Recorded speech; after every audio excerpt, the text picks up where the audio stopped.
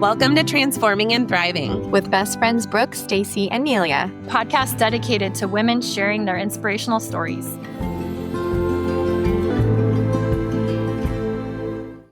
Hey there, everyone. Welcome back to another inspiring episode. I'm Brooke, and I am thrilled to be joined by Britt Brandon today.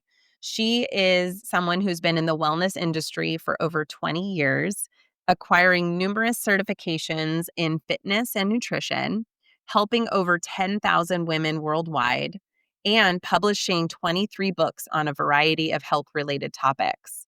In her latest book, She Rises and Thrives, Loving Life in Recovery, she draws on her professional experience as a health coach and her personal experience as an abuse survivor in recovery from addiction.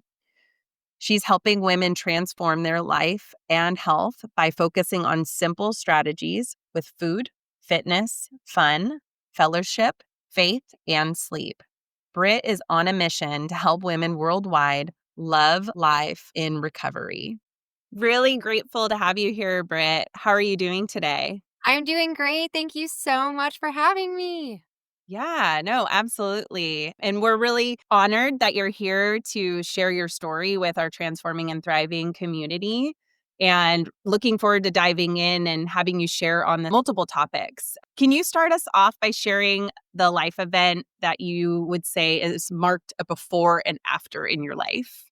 Absolutely. And it's so funny. I'm actually recording the audiobook version of She Rises and Thrives. And today it's so funny that you say that marks before and after, because I literally say the words that it's almost like a line in the sand, and your life is made into two parts that are so clearly different, and it's the before and the after. And it sounds crazy even thinking back on it, and kind of like, trying to convey the magnitude of it. But there was one day that I was so exhausted and just without hope, and felt like I felt like a hamster on a wheel, and just without it, just everything was just desperate and broken, and it was a disaster. And I literally just hit my knees in my kitchen and just was like, I can't do this. I don't even know what to do, and just prayed and asked for some help. And it was so crazy, because that moment is where I think everything changed, and it didn't get better. It looked like it got worse, but everything kind of like fell apart from that moment on and rebuilt into the most amazing life beyond anything that we could ever imagine now. Was there a specific experience that you were having? You talked about you just were tired and done. Like, what was going on for you during that time that you were just done with?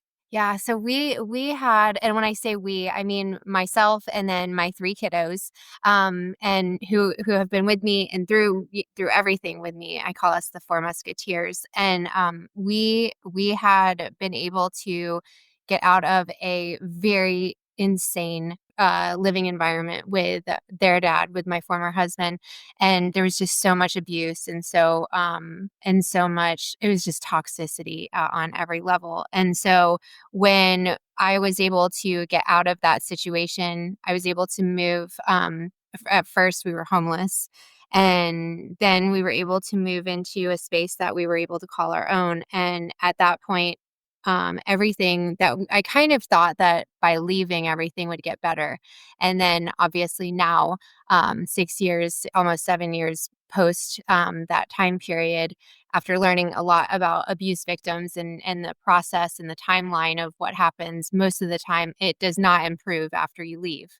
And so that was definitely our experience. And so the just trying to timeshare, trying to co-parent with my former husband was absolutely impossible. And so we would pick up kids on days that were mine. And I mean, it was just, there were so many layers of manipulation and trying to just kind of continue the toxicity beyond where, from beyond when we were living together to while we were living apart. And on the day that I'm talking about, I mean, he had picked up one of my daughters. I was on my way to go pick her up, and had contacted the dad of her friend and was like, I'm on my way and I should be there in probably 15 minutes. And he was like, oh, her dad already came and picked her up. And it was, it was like, this is craziness. And so I called him and he was like, yeah, I'm going to do what I want to do. And neither you nor your lawyer, and he used some expletives, can do anything about it. And I went home and I just felt so helpless. There was nothing I could do. And it was just, and I had a huge bottle of wine that was on my counter. And it was like, I knew that it was like, okay, so rerun of all of these other times where I had been so frustrated or so exhausted and so hopeless and helpless and feeling, fill in the blank, and had turned to alcohol to just numb it. And it was like, the alcohol numbing didn't feel like a great alternative. The way I was feeling didn't feel like a great alternative. So it was just, and that was just the end. It was like I just hit my knees, and it was just, I can't do this anymore. And I remember I cried for the first time in a long time, and I hadn't cried in a really, really long time. And I cried that day, and it was, Wow. yeah, it was crazy. Sounds like a very emotional period in your life. And there's a lot of, I'm sure, fear that you had and experienced during that time and feeling like out of control Yeah. with many aspects of your life. And, thank you for sharing that. And I'm sorry that that's something that you had to struggle through for sure. It brought us to where we are. And it's a similar experience to so many women. And that's what I've learned since really kind of sharing my story and trying to bring hope to other women in my situation. It's very clear that you have such a positive attitude, and this experience is the catalyst that fueled you to kind of move into this different phase in your life and passion that you have for inspiring other people and probably being a model for your children as well. Absolutely. That's the goal. I mean, above everything else, the reason why, I mean, when people ask, kind of like what was the reason that kind of changed everything, obviously there's so many reasons why I wanted to get well, and be my best self. But to know that I listened to a podcast one time, and they were talking about how when somebody breaks an addictive cycle, it's not just about them. It breaks a generational cycle of addiction.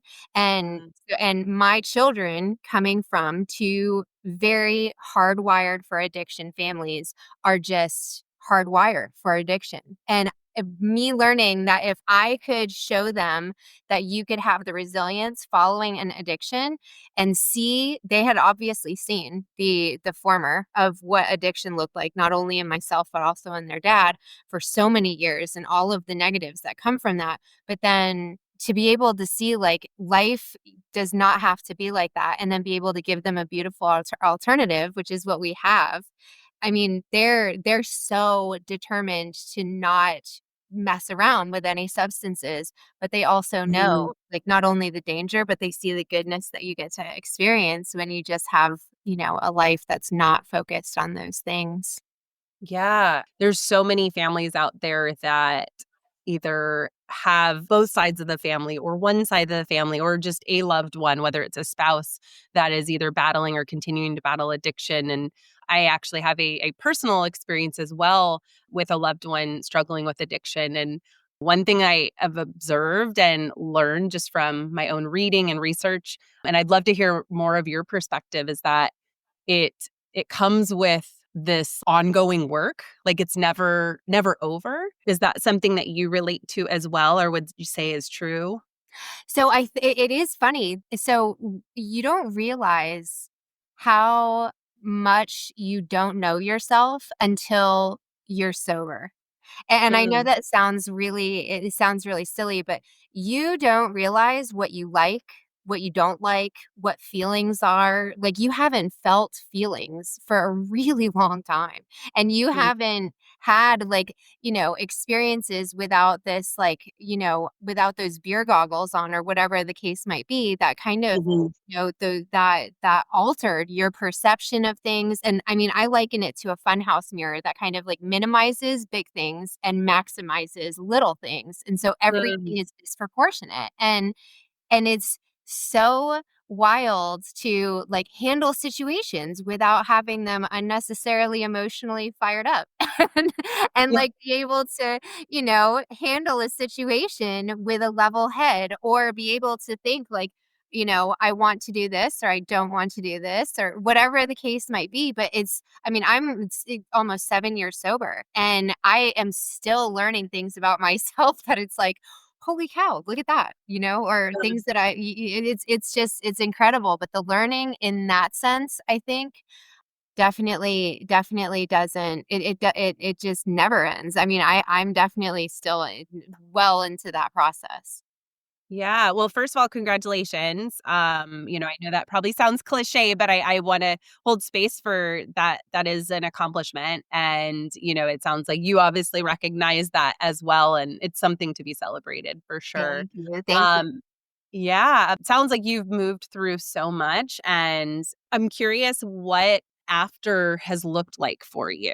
I mean, do you mind sharing a little bit about like what has come from this like blossoming and like finding yourself? Yes, I mean, and it's pretty wild. So, I have I have had the amazing opportunity. First of all, the first year, and I was actually just speaking to a client about this the other day. The first year was really, it was just so intense. Like everything felt loud, and Mm, and so I just literally went underground with my kids. And it was just me and them. And, I did work and I did the work that I had to do to, work my program. And other than that, I mean, my quote unquote friends fell away conveniently. I mean, it definitely is a weeding out process where whether by choice or not, you definitely have a shakeup in your life where things that don't, I liken it to like fruit on a tree, that if you shake a tree, the bad fruit will fall to the ground and mm, the good fruit kind of stays. And it was just eye-opening and about myself and about life and about what I wanted. And there were so many different things that were out of alignment prior to. And I would say the biggest thing since, and like that line in the sand, since that line has been drawn, my biggest thing is I just live in alignment. I listen to myself, my promptings that I feel inside, whether it's a situation or a decision or, I mean, anything. I definitely trust my gut and, try to just honor myself and what I think is best for me and for my life and do things in accordance with that rather than anything else. And I think that fakeness or just trying to conform really falls away when you get to see like this is not only not serving me, but super toxic for me. And then you get to live the mm. alternative. It's reminding me of stripping things down and then like building it back up and like Absolutely. yeah, and adding these layers back in, but you mentioned alignment, and I love that. I really feel so strongly about living in alignment with your values, and so first you gotta find out, okay, what are my values? You know? Yes, and it sounds so silly and so simplistic, but it's like you start to think like I mean, the first time somebody asked me, "Well, what do you like to do?" It was so funny because I was like, "I don't know." Mhm, I mhm, don't know what I like to do. And but it was so exciting because it was like, well, let's find out. And so it was yeah, really a lot of, oh, I'm like covered in chills, but it was such a rebirth on so many different levels because you get to you get to leave behind so many things that just weren't you and they were yeah, exhausting to try to keep up with or try to keep up the facade of. And it's just, and you start to, for the longest time, I had listened to my dad. My dad would always say, "Why do you care what people think? What they think doesn't matter." And it was like, how I want to feel like that. How can you feel mm, like that? And now I live a life where the people who are closest to me, their opinion matters, but anybody beyond my very, very, very tight circle of people I trust with everything, with myself and my sanity, with everything about myself, uh, beyond that circle, it really doesn't bother me what people think. yeah. And it's amazing to be in that place. Well, it seems like really freeing, right, to and also the people that you have in your more close circle are likely people that have similar values to you. So their opinion does stand higher. Absolutely. Yeah. Absolutely. And it's great to have friends who are back to that word alignment. I mean, Mhm. I have true friends for the first time in my life who and I have them everywhere, whether they're at church, whether they're at work, whether I mean, I have clients who who I've worked with, years and years ago who are some of my closest friends. And it's amazing to have these people in your life who you not only share those same values with, but truly care about. And they're almost like family that you chose. Mhm. Yep. As far as the ways you feel like you now de-stress, and obviously everybody has stressful days and they might not always rely on the most healthy tools, guilty here. But joking aside, what are some things that you recommend for people that when they're stressed or ways to de-stress? Yeah. So, I mean, we all have, I like to say that our stress less patterns are as unique as we are. So for some people, a walk is an absolutely amazing way to unplug. For other people, it actually incites anxiety.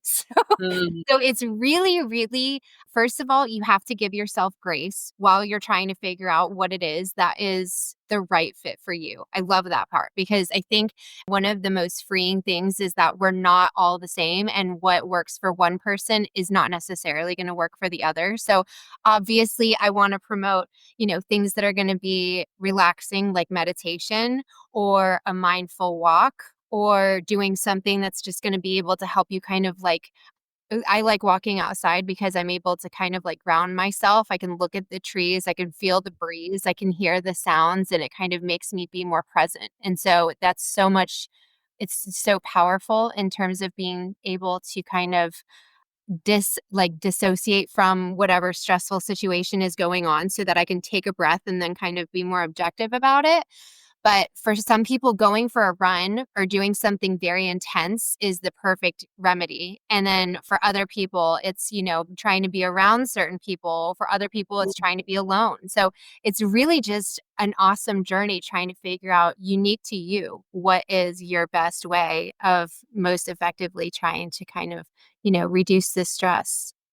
That's such a good point, and actually just goes back to what you mentioned earlier about, like, finding what you like and, like, who you are. You Yeah. have to really actually look at what makes me feel calm, what actually helps me de-stress, and you mentioned all these different ideas of sometimes it's being with nature and grounding yourself. Sometimes it's more of that hardcore, intense adrenaline pumping exercises, but you have to explore that and be curious about it to figure it out. Yes, yes, yes. And Mhm. finding out is part of the fun.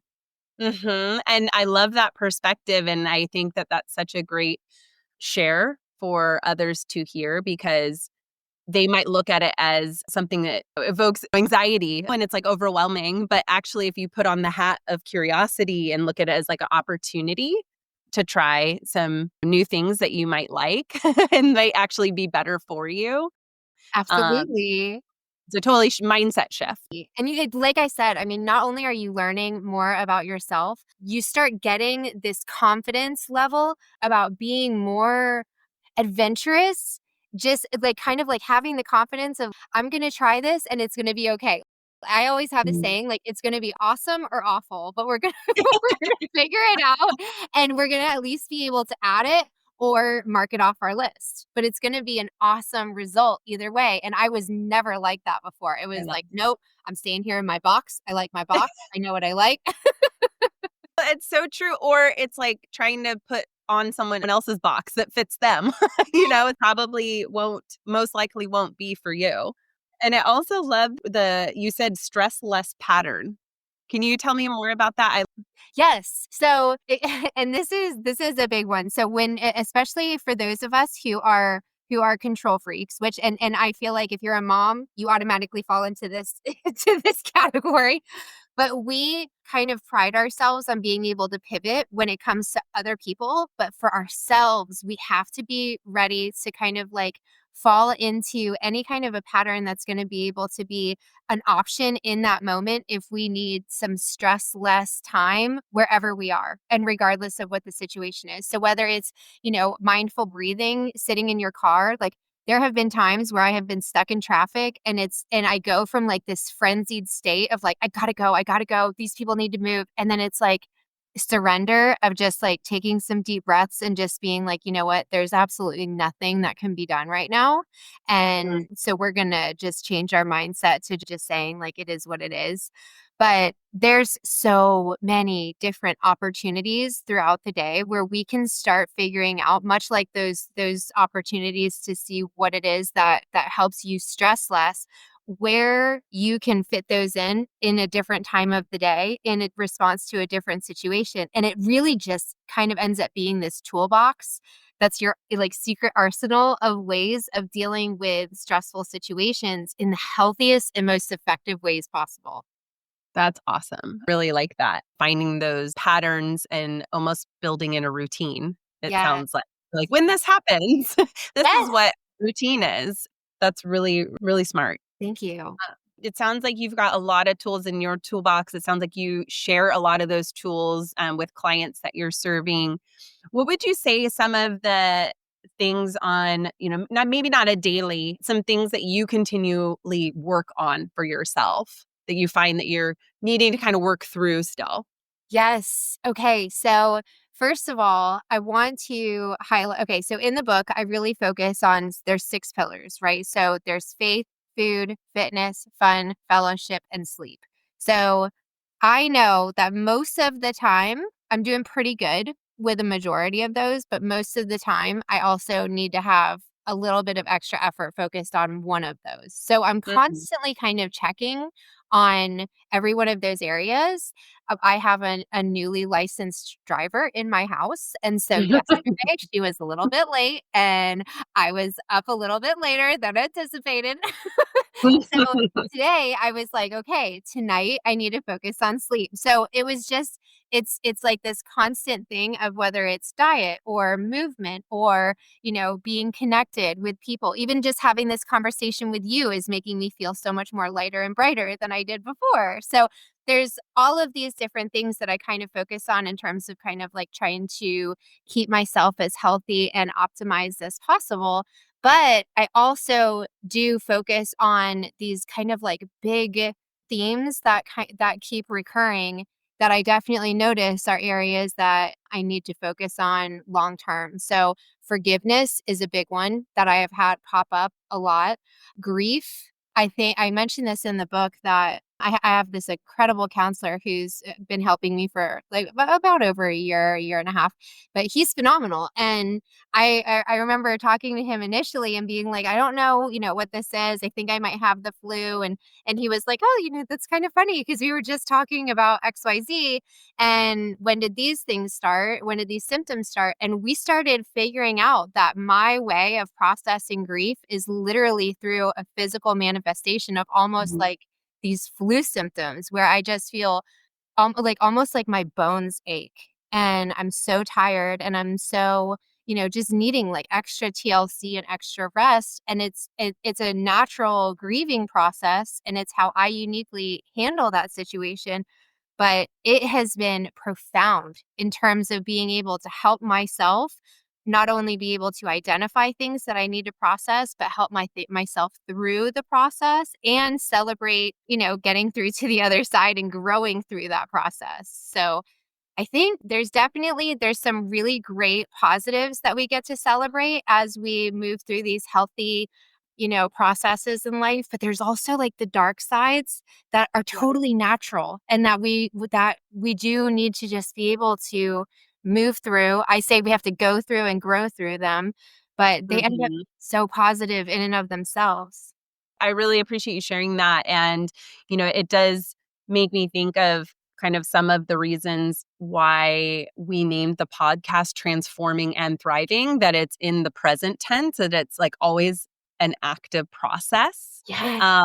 And thriving doesn't necessarily mean you've mastered something. It means that like it's not an arrival or a destination. It's like Yes. I moving love that. through. Yeah. So I actually told Stacy the other day that I kind of want to do like a little mini episode about the name because I want to sometimes say transforming and trying Because sometimes you just feel like you're trying, right? Thriving is trying, Absolutely.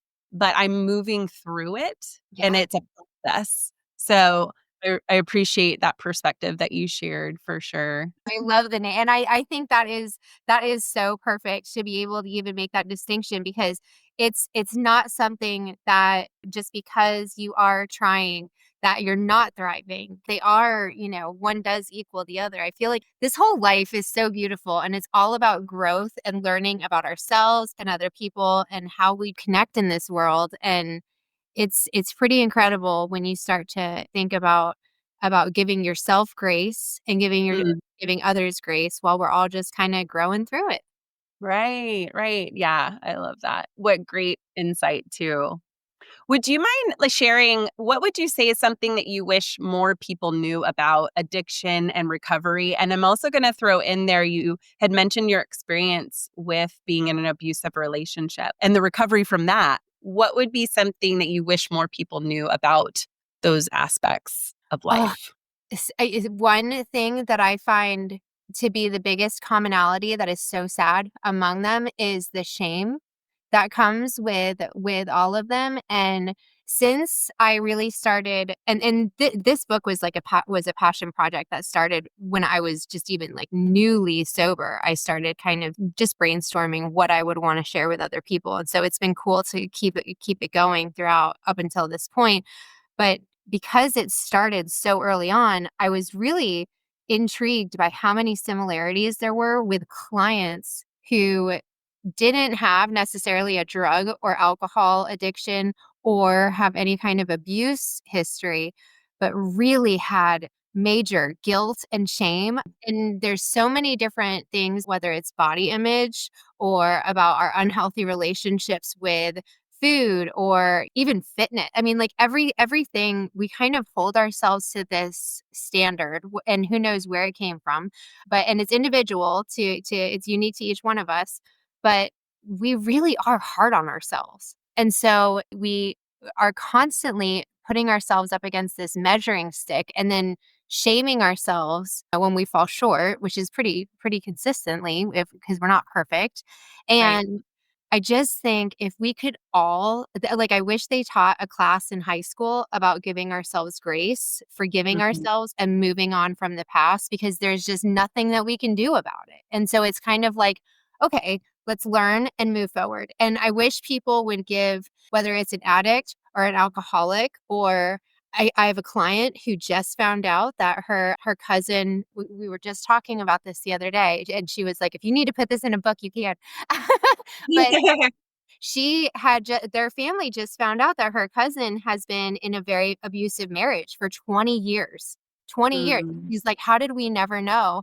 And she was like kind of like mad and then she was sad and she was going through all of these different emotions and the whole family was kind of reeling from it and her cousin just said, "I was so ashamed and I didn't want to share." And shame is such a dirty thing it just makes it so that we isolate ourselves and we feel bad about ourselves and it just inhibits any kind of growth and moving on, I feel like. And so I think that would be the biggest thing that I wish people knew is that we all have that. And if we can all practice giving ourselves and other people grace, it would be huge in terms of healing for everybody.